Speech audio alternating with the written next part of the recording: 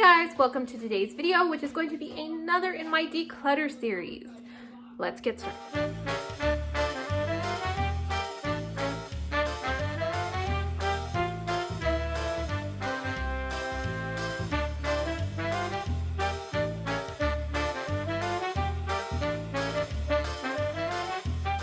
Where I am going to be not only tackling decluttering my dresser drawers, but also kind of switching out from cooler weather clothing to warm weather clothing. So it's definitely time to kind of revamp, but I also want to reorganize in here again, get rid of anything that I don't wear anymore, anything that really isn't good. I'm one of those people who tends to kind of hold on to items that if I love it and it's comfortable, I will keep it until it basically falls apart.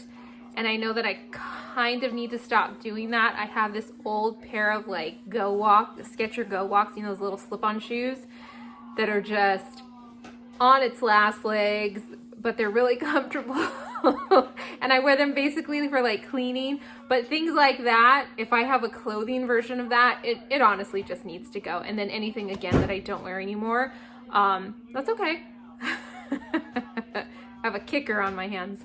But anything that I do not wear anymore needs to get donated as well. So I'm gonna do that. So what I think I'm gonna do is I'm gonna empty everything out, going through it as I do, kind of pile it next to me, and then I'm gonna refold it and put it away. Okay, so really quickly, just a look at my drawers. You can see they're not horrible, but they're not great. I always use the KonMari method to fold my clothes. I highly recommend it. But I mean, there's just stuff in here that I can get rid of that I just either no longer wear or that's just out of season at the moment. But I also want to kind of refold in terms of size and use. Hopefully, we'll see how that goes.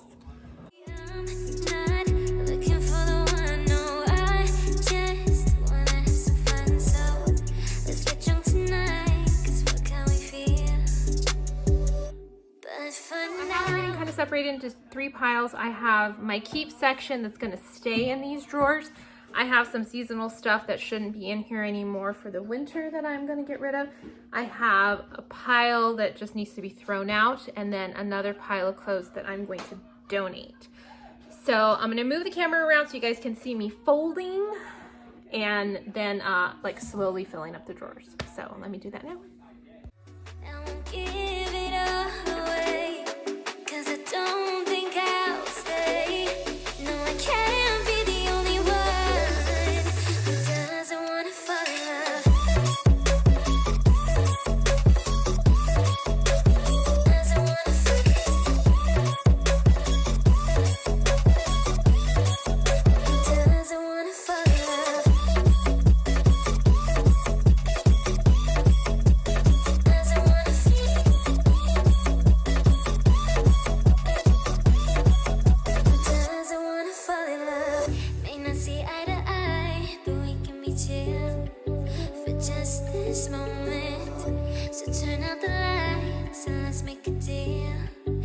Just enjoy it. I'm not thinking about forever. I won't care if we don't end up together.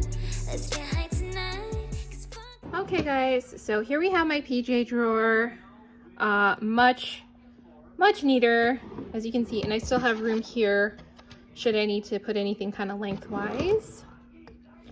And then I have my shorts drawer. I don't have too many. I can clearly see that I kind of need one or two pair more, I think. So that, and then of course my t-shirts and tanks, my biggest space taker upper, but significantly neater. And with the Marie Kondo method, it's always easy to put things back and see what I've gotten there. So it should stay like this for a good long while. Well guys, as you can see, the drawer declutter and reorganization was a total success. Everything is organized in a much more cohesive and neat manner. Again, my drawers weren't like crazy out of control. They were a little messy, but not insane. But now that everything's sectioned off between tops, bottoms, and PJs, I think it's gonna stay a lot more organized and just make putting laundry easier to do, I think, too.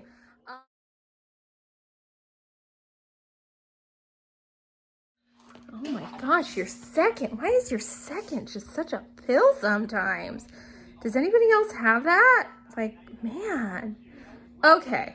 With that being said, as you probably noticed if you are a regular viewer, you noticed that I did not upload a declutter video. I didn't upload anything last week, but I just kind of wanted to point, we had like a family thing. It was going to be probably a pretty emotional day. So I just wanted to give myself a little bit of time and space to prepare and not worry so much about focusing on my channel, more focusing on me and my family. But, you know, stuff like that comes up. It really does. And sometimes that can derail us when we have like a momentum going when it comes to a long-term project.